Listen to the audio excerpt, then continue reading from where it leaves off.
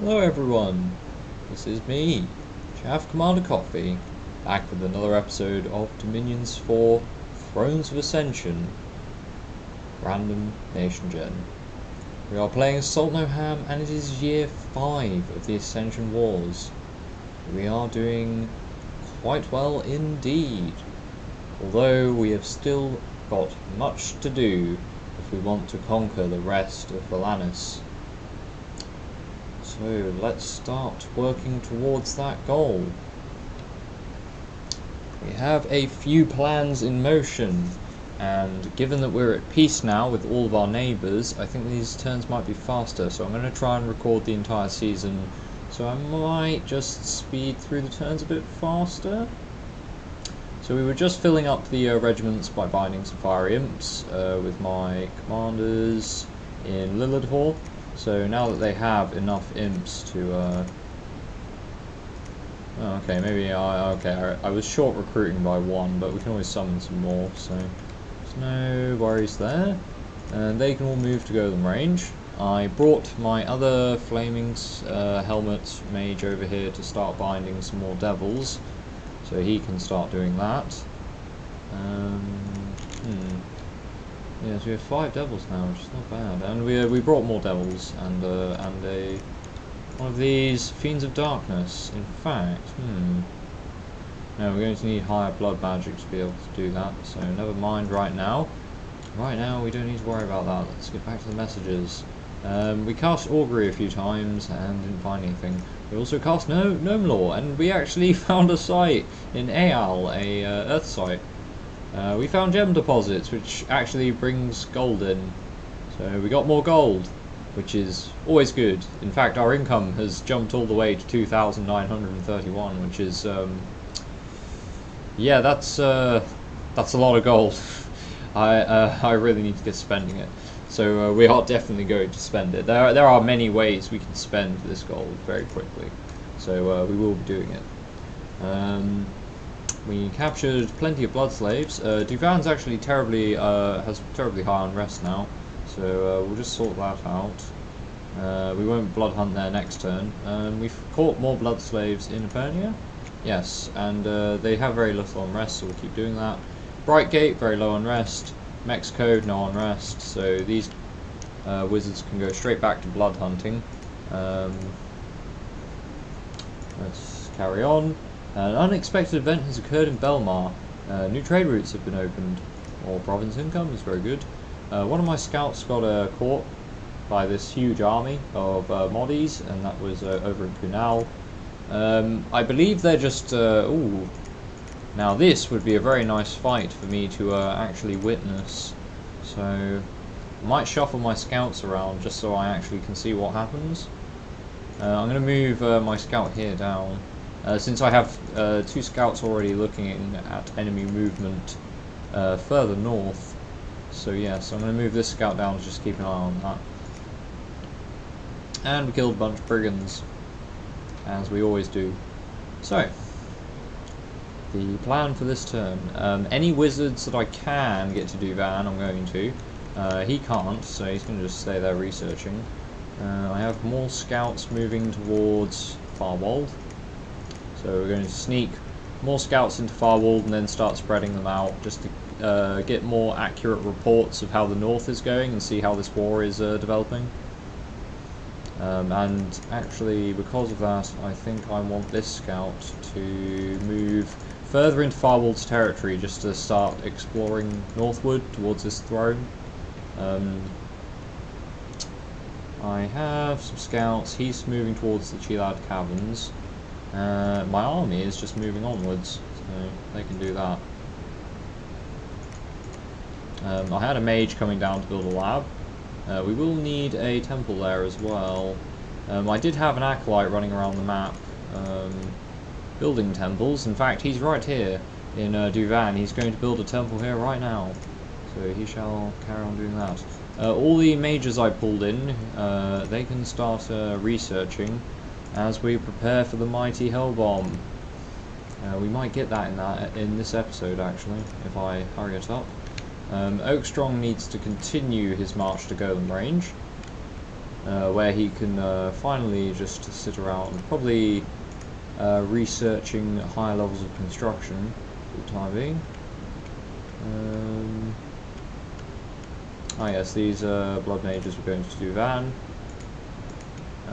These 3 commanders are going to Saltneham. Ilatos was picking up more men, 11 more heavy cavalry, and heading to Mexico, so he's going to march through Valadon to Mexico. You finished building a laboratory. You can now join the Hellbomb.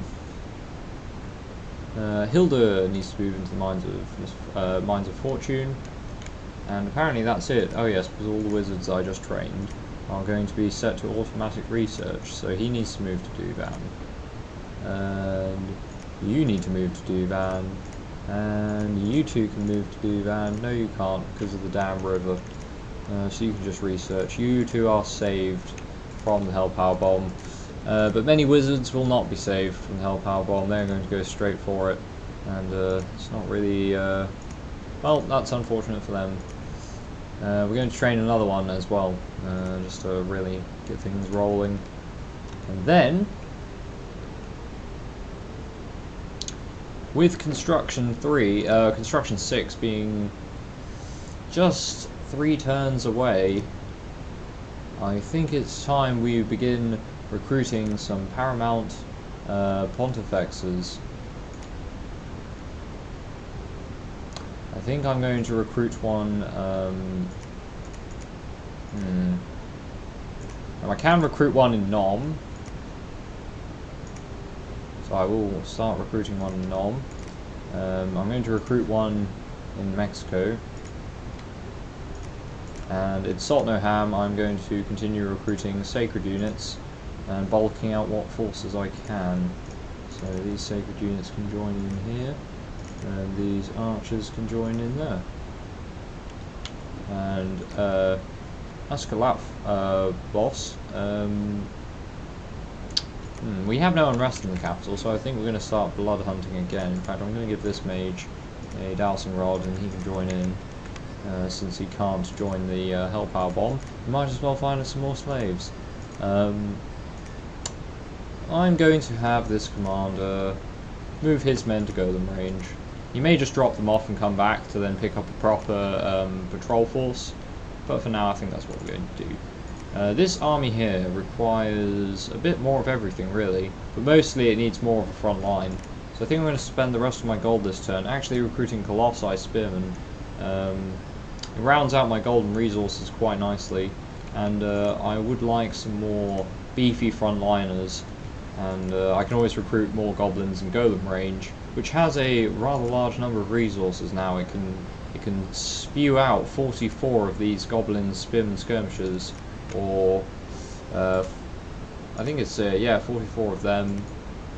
These 4 resource ones, it can't produce quite as many, and certainly not for the fire resource swordsman. But we can produce 44 archers as well. And 44 archers being added to a Flaming Arrows army is very, very, very dangerous. In fact, that is a very huge increase to its damage output every single turn. 44 more archers with Flaming Arrows. Ugh. Yes. So we can start amassing goblins in Golem range very quickly. However, I'm going to have to keep an eye on the supply limit, hence why I've been creating so many of these bags of wine. If a commander is feeding even just half his force, it means I can have twice as many commanders hanging around here. So the 400 supplies will go quite a long way, especially if I build more of the administration buildings in Golem range, which we will do. And the demons, thankfully, these devils, these do not have gluttonous. They just don't eat at all. They just don't eat.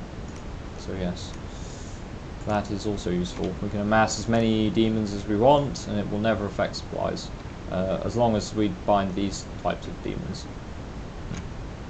Right. I don't believe there is anything else I wanted to take a look at. Just having a quick check through research. Construction is fine. No more commanders have orders. Let's continue the turns.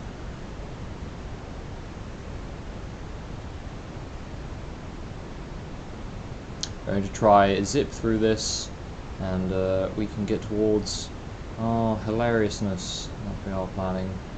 So we have cast Augury, no new magic sites. We cast Gnome Law, no new magic sites. Augury, we found one fire site in the Mines of Fortune. We found an enchanted pyre, so more fire gems, more fire gems. I'm going to immediately set this priestess to build a temple. Having some more Dominion gain in this part of the map would be great, especially when we're trying to push back this enemy Dominion in the waters here. Lunawatia does seem to have quite powerful Dominion. They have 8 candles here, so their Dominion strength is at least 8. I've just thought of something I'm going to do as well. Once this Paramount Pontifex is trained, he is going to pick up all these devils that we have been summoning in the Forest of Gila. We're now up to 11 devils, so yes. He's almost been summoning them for 1 year. And we almost have a year's worth of devils for free. For no blood slaves. This would normally cost you, what? 12 devils. I think they'll cost you like 84 blood slaves or something. I think they're 7 blood slaves each. Or maybe 8. Find devil? 7. Yeah, so that's 84 blood slaves that I just saved. Or have saved, or effectively generated, if you would. 84 blood slaves worth of devils. Which is quite good. It's quite good indeed. Yes, I have more scouts. Yes, these scouts moving north. It appears Lunawatia managed to actually capture Shambhalak, which is good to know. And they're pushing them in the Haunted Woods as well.